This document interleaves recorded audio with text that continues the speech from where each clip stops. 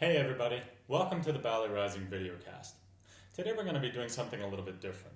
We're going to be speaking with Jack Furlong, who's coming to us from New York City. He's a dancer with Ballet Trockadero de Monte Carlo. We're also going to be speaking with Lindsay Elisa King, who is the content creator for Ballet Rising. The two of them had been working on an article about ballet and diversity. As coronavirus started to take over, we decided that we were going to switch gears a little bit and just talk about how coronavirus is affecting the arts. But we want to just go back and revisit what we had been working on previously and then get into what's happening now. So, welcome to the videocast.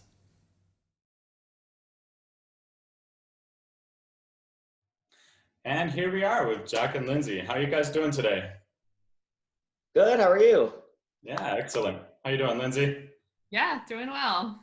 Cool. So welcome to the Ballet Rising videocast. We're going to do something a little bit different today. I thought it was high time we brought Lindsay, who is our content creator, writer, just everything for Ballet Rising at the moment. I thought it would be great to finally get you in on one of these interviews. So let's just start off. Lindsay, you're based out of Dallas, right? Yep, I am. Okay, great. And Jack, you're in New York? I am, yes. Cool. Okay. Let's just go a little bit with you, Jack, just for a second. What's your stories like? How did you start ballet? Where are you from? Give us a little bit of background on that. I was born in Boston, and then I grew up between New York and a small place in Ireland. And then I came back to New York, where I started training with Valentina Kozlova. And that's where I went to school until I got my job with Trockadero. Oh, wow. Yeah, I do hear a little bit of an Irish accent. Do you have? Just small twinge. Yeah, a little bit. I heard it in one word. Yeah. Oh, that's great. And Lindsay, you have a quite an impressive background. Tell us a little bit about where you're from, and your education is really cool. Sure. So I grew up in North Texas, just north of Dallas. I'm based in Dallas proper, but I just finished a PhD in history, and a lot of my PhD was about the history of dance and theater criticism. So I became really interested not only in history, but in contemporary dance and ballet in particular. And that's kind of how I got connected with Casey and where I am right now. So now I've relocated to Dallas, and I'm a dance writer here and do some other kinds of writing and working in the art sector. Yeah, when Lindsay contacted me first to ask if she could be a part of Ballet Rising, you have no idea how excited I was. I didn't even know who you were, but she sent me an email and said, "Hey, I love your project. I just want to help you in any way you can." And she sent me a brief segment of her resume, and I thought, "Oh my gosh, yes, I can use your help." So yeah, I'm really excited that you're on board. So Jack, let's go back a little bit with you, and let's talk about Ballet Trockadero. How did that come about, and what's the situation with the company right now? Well, it was founded in 1974 down in the meatpacking district, which was an old warehouse, which is now an Apple store. And then just from there, it kind of just very quickly over like 2 years formed into a small troupe that eventually started touring. And that's kind of how it got its start. And it's, the flavor of Trockadero has been kind of the same, like humor and ballet, but like it's obviously changed a lot as, dancers are more technical now and whatnot. But our company, I think there's only 15 of us. But, in the company, there's 9 languages being spoken, and it's a very diverse group of guys. And, but yeah, I'm still here, and we're still touring. Well, we're not touring right now because we're all in lockdown. But yeah, unfortunately. We were touring. I have a little story with Ballet Trockadero. Most people don't know it. I've never hidden it, but I guess because it's not on my CV or anything like that. But I actually danced with Trockadero on 3 different occasions. Mm-hmm. On the annual tour to Japan. So that was one of the highlights of my career with my best friend Jason Hadley, who used to be in the company. Yeah. So yeah, it was one of the most exciting times of my life, traveling around Japan with Ballet Trockadero, doing Swan Lake every night. That was the really Japan tour is the best. Yeah. I mean, it's just the fans are amazing. There's a good group of people. It's not a big company, which in some ways is really nice. It's a bit more of a family, I felt, a lot more. I mean, because I've always danced with big companies throughout my career. Yeah. When you get into the smaller companies, it's really like people really stick together. I mean, when they fight, it's horrible, but when they're generally like much more of a family atmosphere, so it's really cool.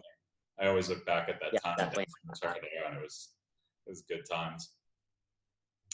So, Lindsay, what is the situation right now as far as, well, wait, let's go back a bit because I want to talk a little bit more about diversity. Lindsay, you had prepared to do an interview with Jack about ballet and diversity, and obviously there's a tremendous amount of diversity in Trockadero, not only racially but sexually. I mean, just it's a diverse company.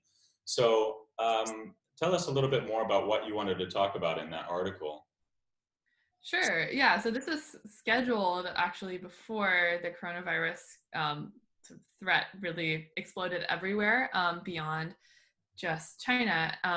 So Jack and I had talking about the role of Trocaderos in expanding diversity for gender and gender stereotyping, gender images within ballet specifically. But then we also wanted to talk a little bit about how the Trocaderos have really become these worldwide ambassadors in a certain respect of bringing ballet beyond its traditional stages, beyond its traditional borders, and with that bringing gender diversity too, or just the way that men can express themselves on stage. So that was a kind of basis for the original interview, and we're branching out a little bit now, but that's what I wanted to talk with Jack about, were those two pieces of diversity that the Trocaderos has really pioneered. Yeah, definitely. I mean, the diversity is it's quite impressive with that company. And my original idea behind Ballet Rising was really more geographical diversity, but I think it's absolutely great. And Lindsay kind of put a little bit more of this emphasis on it to really go into diversity just in general. So what can you tell us about that as far as like the company? Like, does the company have any sort of mandate behind that, or is it something that just sort of grew organically? No, I mean, the company definitely does not take any kind of political or kind of emotional mandate on this kind of stuff that I think is really happening in culture right now. I think there's a big cultural shift about gender identity and that kind of like the role of that. And I definitely believe the company does not do that, but I think just in general, we represent it without trying. Do you know what I mean? Because I mean, there's an array of different, I mean, everyone is gay or, you know, in general throughout the history of Trockadero, the dancers have been, besides you, Casey. But there's also different types of everybody, or these days, you know, I think a lot of young people, kind of like the Gen Z and younger, they don't have that kind of as much. It's not so categorical anymore. And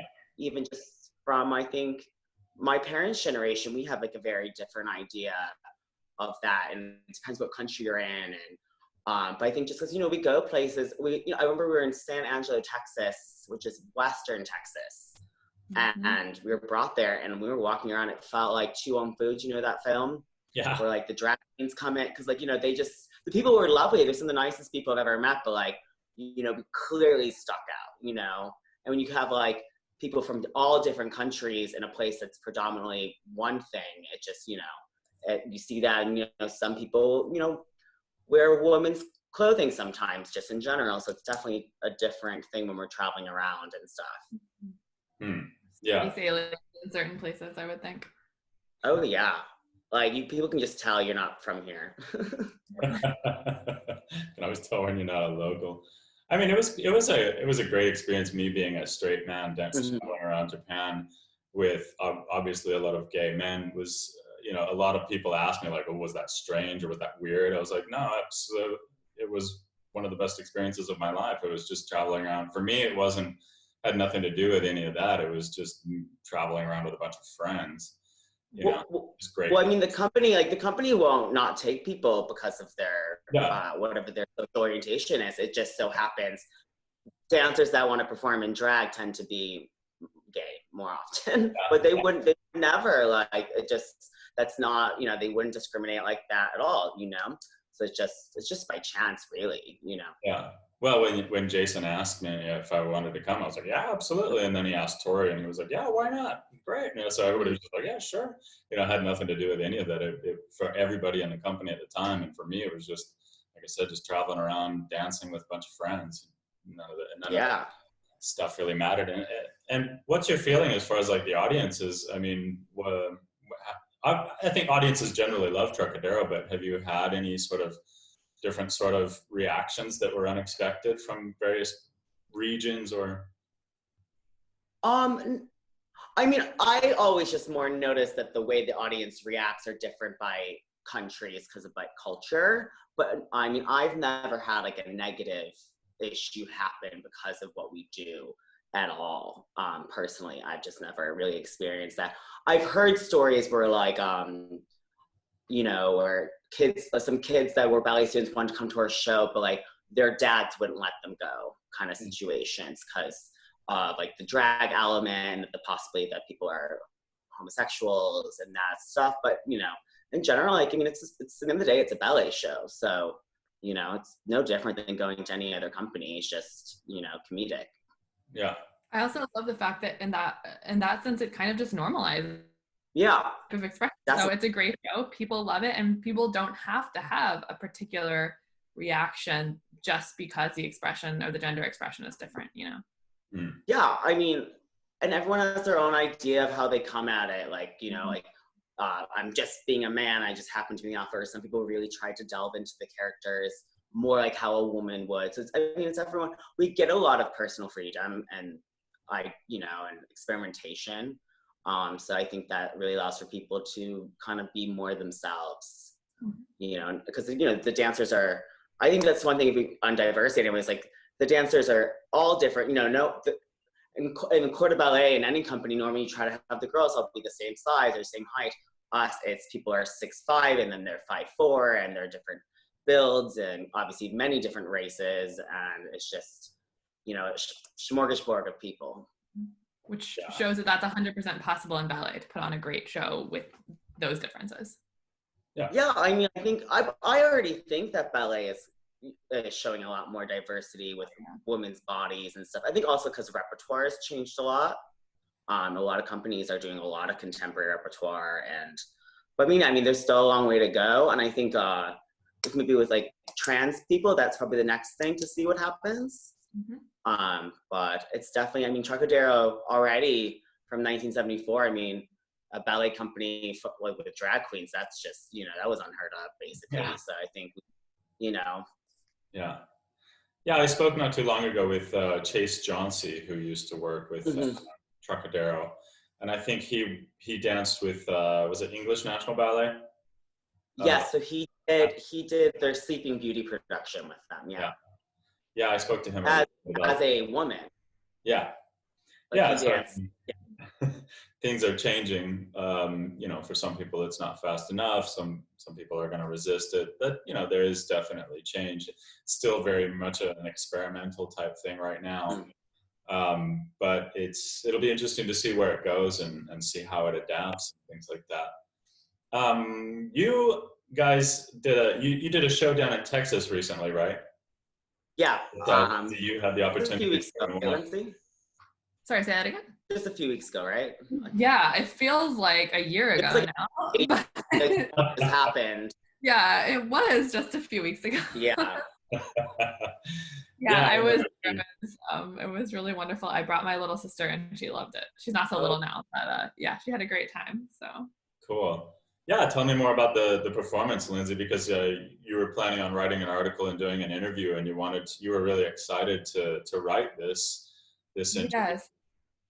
So I was really curious because I just returned to Texas last year, and I'd been in Los Angeles for quite a few years. And so, as you can imagine, Texas is a bit different than California. Dallas less so, but it is a bit different. So I was really curious to see what the audience is like. And I mean, it was exactly as Jack told me it would be. It was a super diverse audience, all ages, men, women, students, you know, older people, and everyone loved it.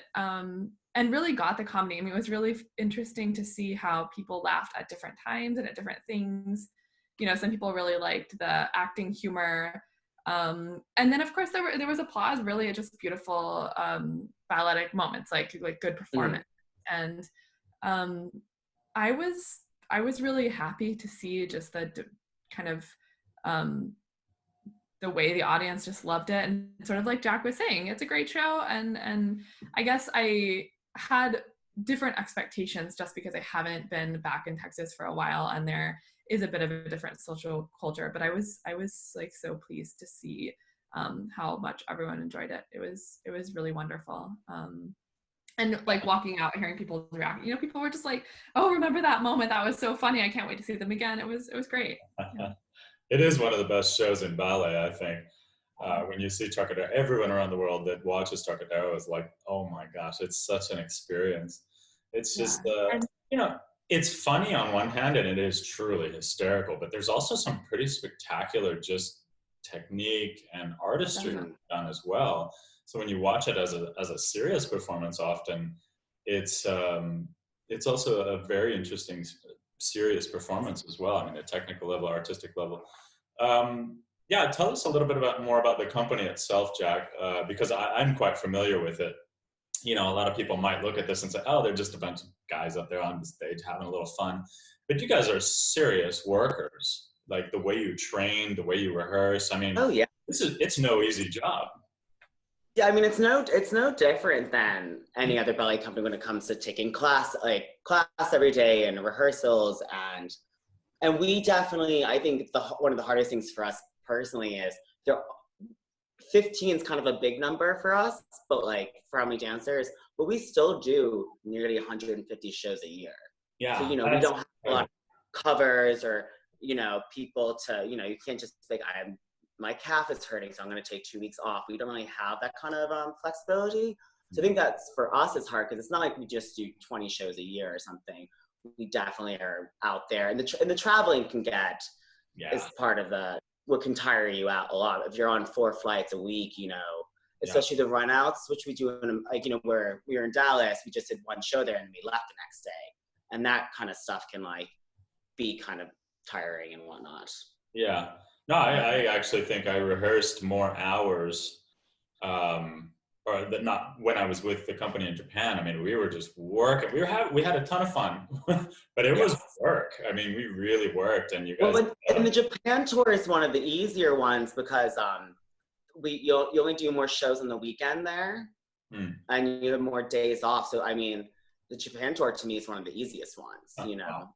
And they treat you so well there, so that's... Yeah, I know, it's great. The Japanese fans are incredible. I'm still in contact with several of the oh yeah, they'll contact you for the rest of your life. They're amazing. I love them. Just great people. But even like you know, with anything like with art, like comedy is an art form. So I think people think sometimes the jokes are just happen, but they're like very well thought out. And a lot of my roles, as Lindsay saw, I am the comedic one. I'm the jokester one, a lot of them. And like, though, you know, I change them up for like what country I'm in or how I'm feeling the audience that night. And it's, you know, it is the show is like it's really thought out, you know, and like if something happens, you know, I change things because if I, you know, say someone actually fell by accident, I'll get rid of something. You know, it's a really thought out process, which just like any kind of ballet would be, you know, on the artistic side. I loved it when I was, we always had, when I was dancing with the company, we always had, you know, a set, like sort of choreography of, oh, you can pull this joke here or you can pull that joke there. And it depends. There's like several different jokes into several different moments and you can sort of see how you're feeling that night. But it was also really good because Tori was like, you know, if you're feeling spontaneous about something, go for it, you know. So he really allowed me and the other dancers to sort of put their own touch on things, which was really cool. Yeah, it's a lot of the moments are really set, like this is the moment we're gonna do this, but in rehearsals, for instance, which I liked, when I got as you saw, Lindsay, the joke swan role that I have, you know, the jokes were already there, but they didn't really suit my natural personality, and I would fool around, a lot of fooling around during rehearsals, and he'd be like, that's brilliant, keep it. So he lets you kind of like find things that work in your aesthetic. So it's not just everyone's the same, you know. Yeah. Like you, Casey, would do it differently than I would. So that's like in all ballet, you know, that's why people, it's the same variation, but people do it in a different way. So that was really nice that we get that kind of playtime when we're rehearsing and stuff. Yeah, I mean, it keeps it really fresh, and it keeps the artists sort of really. I always felt as a dancer that I'm on top of my game when I have the ability or the leeway to sort of be spontaneous and be myself into the role. And oftentimes when you're really in that zone, you're just pulling good stuff out all the time. So yeah, I mean, it's one way in which we get to actually be artists rather than just do this and do that, exactly as you're told. So, well, wow. Let's go into a little bit more of a serious topic. Let's discuss what's happening with coronavirus as far as your cities. Lindsay, what's the situation in Texas right now with the government, with how many cases, the death rate? I mean, what's going on down there? Yeah, so I think we're a bit behind, like a few days behind, I suppose. California, New York, a couple thousand cases, and I want to say about 170 in Dallas. The Dallas shelter in place went into effect a couple days ago, and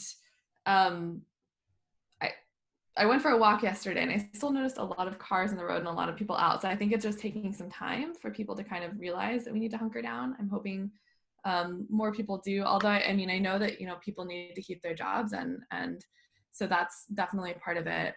But I would say, as of maybe a week ago, that's when it started to feel really serious. And I think this week is when people will really say, okay, we need to stop going out. I haven't really gone out in a week, you know, other than the grocery store and going for walks. But yeah, I think at this point, we're just a few days behind the kind of other centers in the US right now, and we'll be there, unfortunately, we'll be there in a few days. Where is the epicenter right now of the United States? Because for a while it was Seattle, but I heard that now... New York. Yeah, where Jack is, unfortunately. Like, don't quote me on this, but I think it's like 25,000 cases or something in the area, which is like astronomically higher than anywhere else. Wow. I could be wrong, but I'm pretty sure. Yeah, I think I heard something about New York being the epicenter now. Yeah, it's like the epicenter in the world right now. It's it's like a third of the cases in the world at the moment or something. Like, it's a lot. Oh, wow. I think, yeah, because, well, I think the U.S. as well. In the world, maybe in the U.S., sorry. It's a third of the U.S. Cases, and all of the U.S. is in New York. Right? Yeah. So what's happening as far as like, are you guys on full lockdown, or what's the situation with the... Well, what I actually thought was interesting was before it was enacted by the governor, everyone was already doing it. Like basically all the businesses were already closed.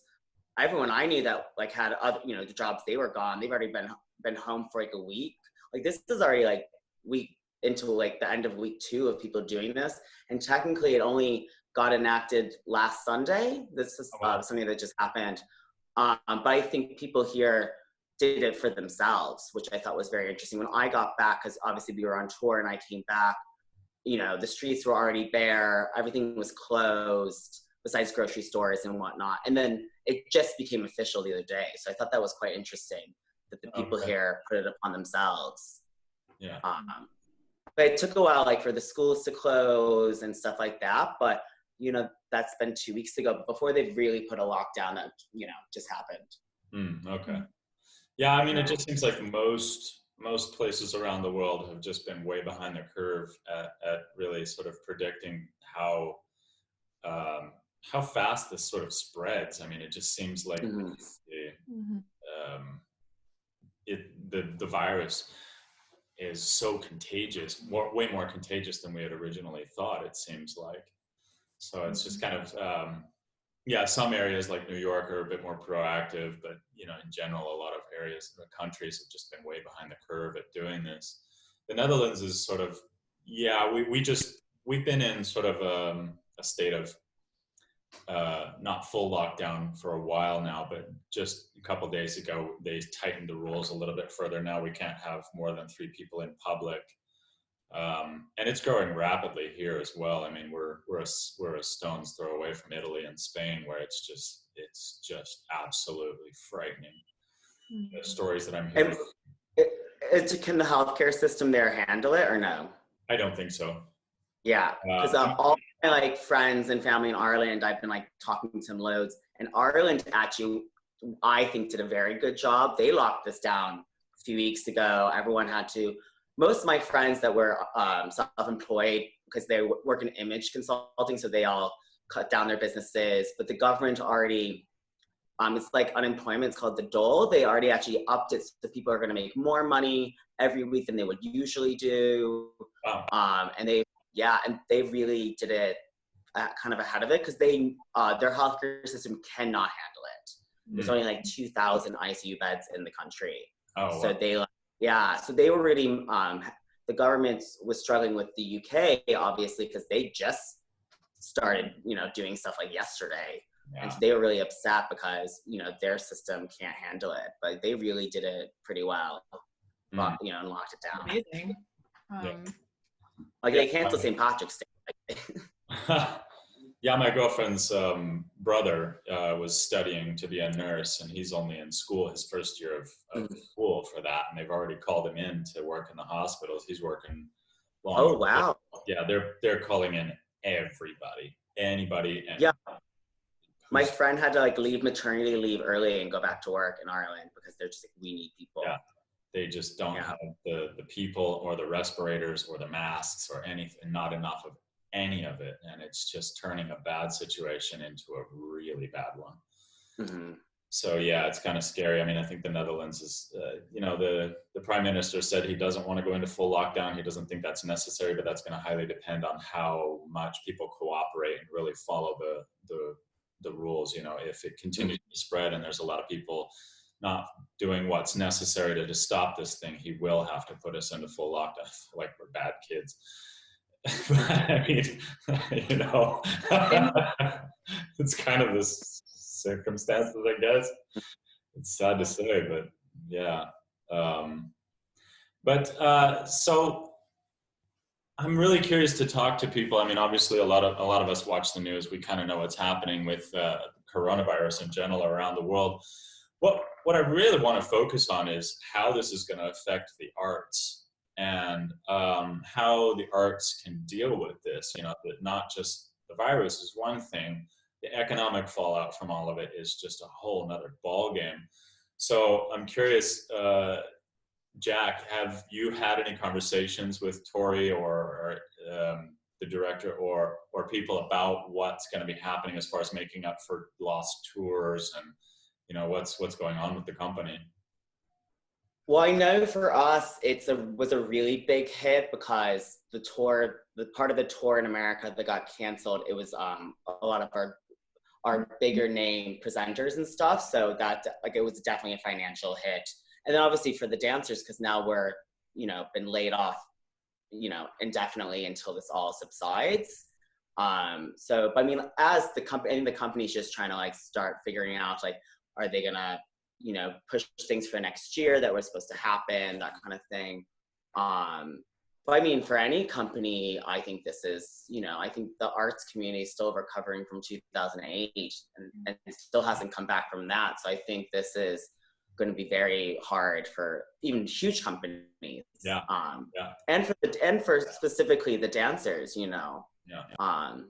So, that's definitely the hard thing financially and then mentally, and, you can't go to the studio and train anymore. Yeah. So I think people are a bit nervous. Yeah. Lindsay, you've been in communication with quite a few people from a lot of different arts organizations. What's your take on everything?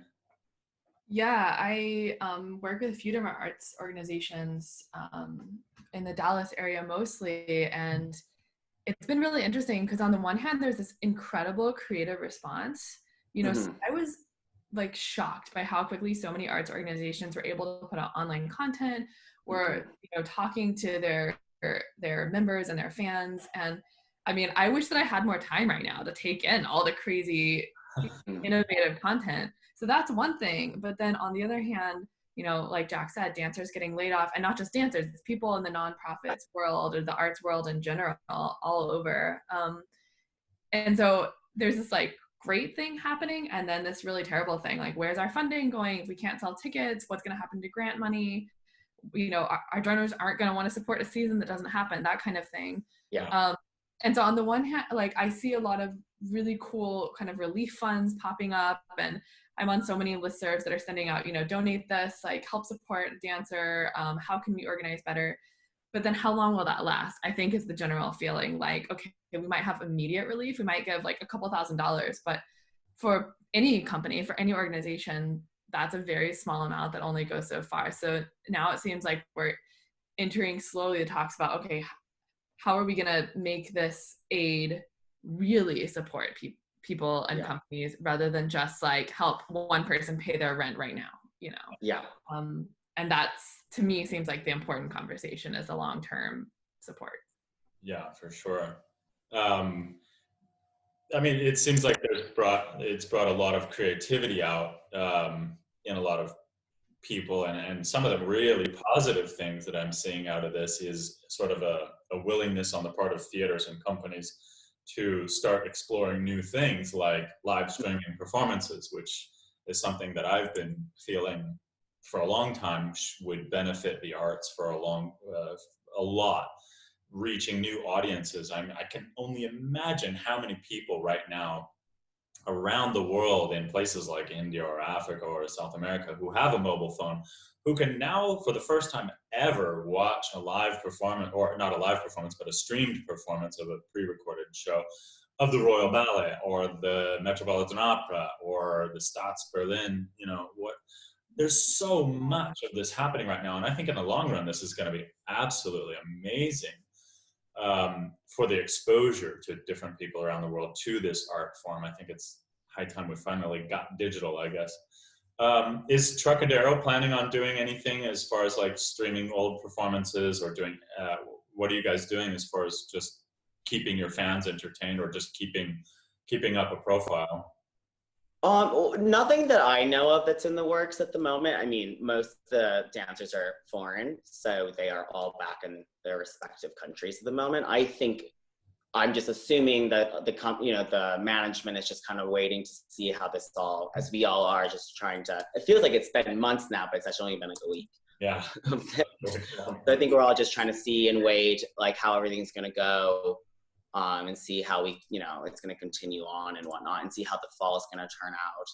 But I do know Nashville Ballet, my friend who's in it, they're considering, because they canceled their season, but they already paid for all these ballets, so they might like come in June and do a virtual show for people in their black box, like, so at least they can perform the works that they just spent lots of time preparing and stuff. Yeah. So I think that's really great. And in the end, it might actually reach a bigger audience. I mean, it would be a different experience, and you won't have like live applause. But in the end, it might be seen by thousands more people, which is kind of incredible. Yeah. Well, I was thinking, pay to see that, like, you know what I mean? Because like I would love to see my friend perform, but I can't because I'm not there. So it actually would be kind of nice for like, for that kind of thing. Yeah. Exactly. I was teaching class the other day. In the studio where I normally teach class. So I actually went to the studio to do an online class. And it's amazing because normally our studio is kind of small. We can fit, maybe 15, 20 people. And then it just gets too crowded. I had, I think, over 50 people in my Zoom class the other day. And so I was just thinking, wow, we are actually, we're not making much money because we're offering it for free, and we're asking for people to donate whatever they can. But, we are reaching new audiences right now. And so I think the long-term benefits of doing what we're doing, being creative about the situation, taking the situation for what it is, and making the best of it, I think in the long run is really going to serve us well as an art form. So I'm really curious to see more solutions like this of what we're doing. I also think it's amazing how it can now reach audiences that otherwise, not just economically, couldn't afford a ticket, but I have housebound older relatives who, it's incredible. They can see performances now, and like I called my mom yesterday and she was like, oh, I'm just sitting here at dinner listening to the Dallas Symphony Orchestra, and I mean, she's the house, she goes to their performances. But then my grandfather, who really can't leave his house right now because he's caring for my grandmother, is able to see these things, which is amazing. I mean, there's, that another conversation needs to be had about the economics of it, but I do think reaching audiences that physically aren't even able to come to a theater is great. Yeah. No, and I also just love the camaraderie that's happening right now. Some of the ballet companies are having like little competitions, balancing competitions. Oh, Dutch National Ballet versus New York City Ballet or whatever. It's just it's sort of like ways of keeping people involved and keeping the dancers' heads in focus. Keeping people in shape a little bit. Well, what's been great is there's like I took class from Ernst, he's the director of the school at Dutch National. Yeah, I took his class. He posted a video, and I was like, I'll take his class today. And like San Francisco Ballet has a Zoom group every day for class that I'm on, so it's just been, and it's all free, and so it's actually been kind of great. A lot of companies and individuals are posting at in your apartment bars and stuff. So which has been kind of good. And it's kind of keeps you motivated to like do it with a bunch of people instead of just by yourself every day, which has been kind of nice. And people, not just in ballet, like, my friend's mom's a yoga teacher. I took her yoga class yesterday, and it's been a lot of that kind of stuff, which has, I think, been great. Have the Trocaderos done any Zoom classes together or Zoom, meetings together, just keeping up with what's going on as well? No, but a bunch of us did a categories while having a happy hour on Tuesday, which was fun. I love it.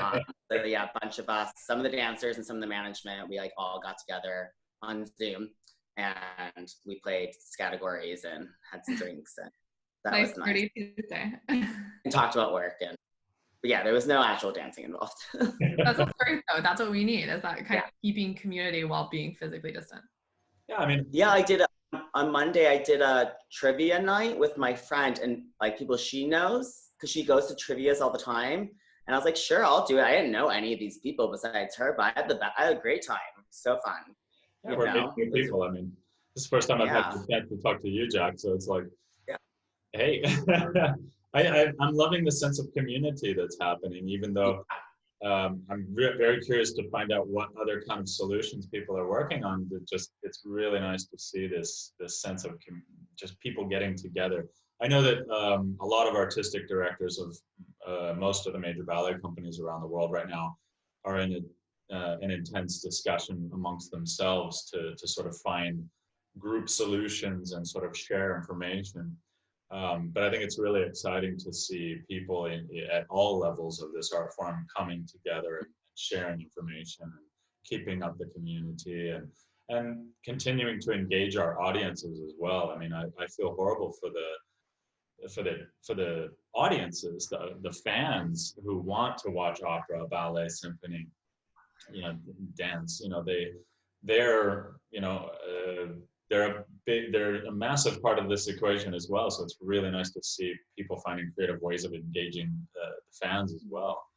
Have you guys heard of anything else that's happening? Anything else that you think is really interesting and creative that other companies are doing, or other art forms as well?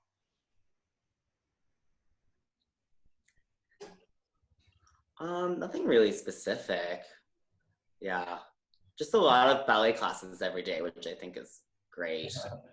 That kind of stuff. But I think it's going to be a political question when it comes to the art form now. I think it's high time we start talking to the governments about kind of how Germany does, that it's very government. And it's like, each major city, it's part of your right is to have art, which I think is, I think it's very true. And, as much as like Americans rely on donors, and a lot of countries do that. And I think it's in these kind of situations, I think art should be included, because I mean, it's very important for culture and society. So I think it's definitely, and not just for art, but I think in all things, this kind of thing is going to have people rethink how our politics are. Oh yeah. Well, 2008 really changed the conversation around this kinds of stuff as well. I would imagine that now 2020 is going to really change the conversation about all of this stuff as well. Lindsay, you were going to say something? I was just going to add, in terms of sort of creative responses, I agree with Jack. I think the conversation is going to be political and also about fundraising.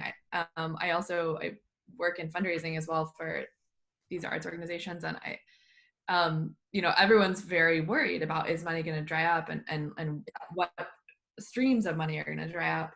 But then I've heard a lot of people talking about, we need to shift the conversation away from saying, okay, if we aren't able to have our live performances in the short term, let's show how what we're doing now is in a way of reaching much bigger audiences. And I think that kind of statement is a really useful one when it comes to fundraising. Yeah, we're not in the same room as we normally are with our fans and audiences, but we're in this virtual room that is much bigger. And that I think it hopefully will be a really useful reality when it comes to getting money, both from the government and from private sources. And I totally agree with Jack. I mean, I think the situation in the US really has to shift there just has to be a conversation about the way that government funding is going to come to artists. And there need to be some, in my opinion, big political shifts in the US in order for that to happen. But I really hope that we can have a conversation about like keeping up funding when there is crisis, when private donors aren't able to give as much or as willing to give as much. So yeah, absolutely. And I also think it's interesting, like across the arts, not just dance. First we saw, okay, people saying we're going to put our event online. But then we like see the, like live stream on particular dates. Okay, you can pay $5 for it. Like book clubs that are more interactive. I don't know. I think that now we can go into the space where we've done some really basic online events. Now let's figure out how to do like more creative, more interactive ones. Content. Yeah, this is going to grow exponentially as more online interactive things.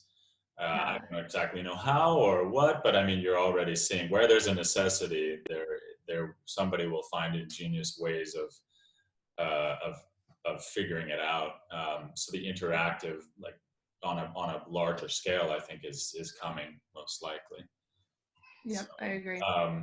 It just keeps reminding me of, we started an article for Ballet Rising a long time ago that Lindsay is writing, and we're trying to put together this document basically of all of this most important studies that have been done by academics, by governments, by industry, that show how important art and dance is to society. We're just compiling all of these, the physical benefits, the mental benefits, the social benefits, and the economic benefits of supporting arts in your community.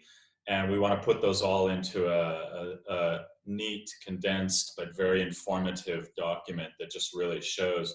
Because years ago, no, it wasn't years ago, it was about a year ago, I was reading a study, and it was, now I can't remember the name of it, but they had found that as a result of, I think in that year, I think it was like 6 or 7 years ago. Do you remember this study, Lindsay? It was about the National Endowment for the Arts gave $164 million to arts organizations in that year, 6 or 7 years ago. Yeah, we should link the study. And as a result of that, the arts organizations generated $153 billion in revenue, or that's how much money they generated from all the restaurants, the theaters, the musicians. I mean, everything that goes into it. It's an enormous amount of money that was generated off of such a small investment. That when you look at numbers like that, and we shouldn't be saying that art, should be profitable and that we should only look at the economics of art. That's not what art is for. But there is an economic argument for art. Art can be profitable. It can have these other things as well. Art is many different things. And so, yeah, I really want to put together things like that to show governments and industries and people, donors, that there are massive benefits to this. It's not just kind of making everything pretty. There are real economic and social and health benefits to all of this. So yeah, hopefully we can hopefully governments and people will see that kind of those benefits soon, especially at a time like this when we're facing some potentially catastrophic circumstances. Yeah, we'll have to see. Yeah, because the Dutch National Ballet hasn't received an increase in funding from the government in, I think, 20 or 30 years. They've only, Oh, wow. yeah. Wow. So after the 2000 economic crisis, when they cut the budget massively, and then we came out of the crisis, and now the stock market's booming and blah, blah, blah, blah, blah, they never increased it. They've only Yeah. cut. And it's sort of like, whoa, now we're going into another period, and it's like, what's going to happen now? We're going to cut it even further, and what? You know, should we just not have culture? Should we just not have art? I mean, where do we go with this? So it'll be interesting times, but yeah, like I said, I'm still quite positive about most of this. I think we're going to go through a rough period here coming soon, but I think we will come out of it the other end much stronger and much more, much better for all of this.